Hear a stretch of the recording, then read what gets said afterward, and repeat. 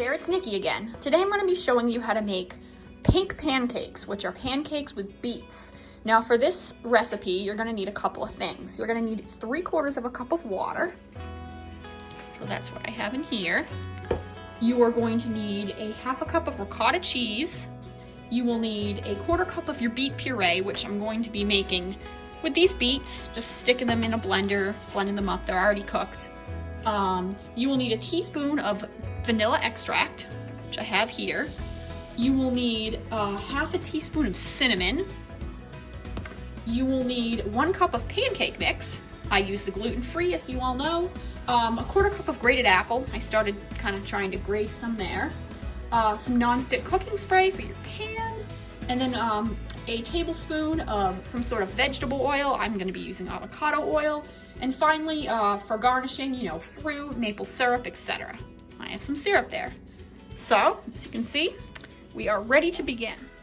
All right, so first we're going to start by making our beet puree. We're going to add our 3/4 of a cup of water.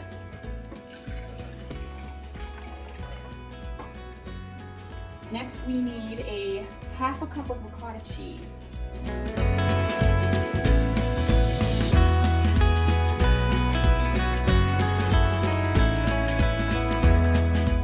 Add that.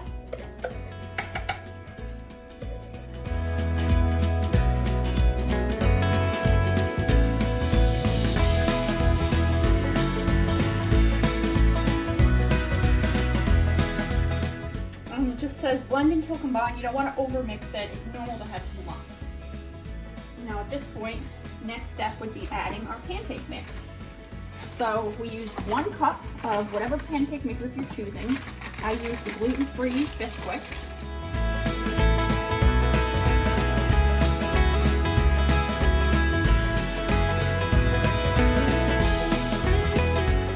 All right, and finally, our apple.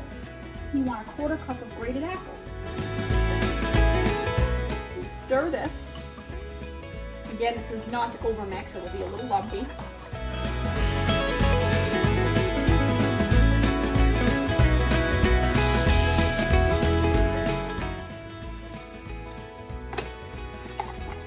I think that's perfect, because you still want some lumps. There we go, awesome. All right, so now that we have our wonderful batter made here, we're going to start to cook the pancakes. So as you can see, I have put the burner on high to get it to warm up. And we start by just coating it with a little bit of non-stick cooking spray. And once that kind of starts to sizzle, then we can add in our oil. So you can use any type of vegetable oil though. And some people use butter, but because this is a healthy children's recipe, that's why in the book it calls for a vegetable oil. Is do about a 1/4 cup of mix.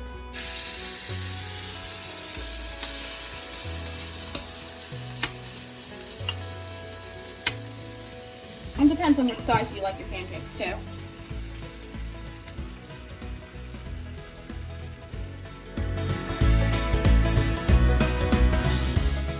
And I will check. Yep. See, when your spatula can get underneath, it's about ready to flip. So I'm going to do this.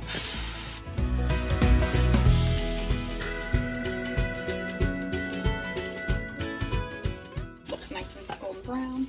And we've got a pancake.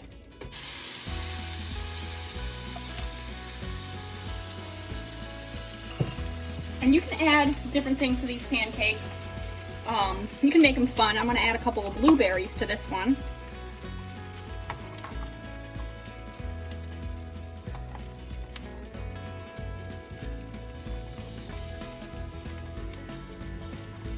After this, I actually plan on making one with a little bit of chocolate powder in it. You can put in walnuts, pecans, chocolate chips. So this should be about ready by now.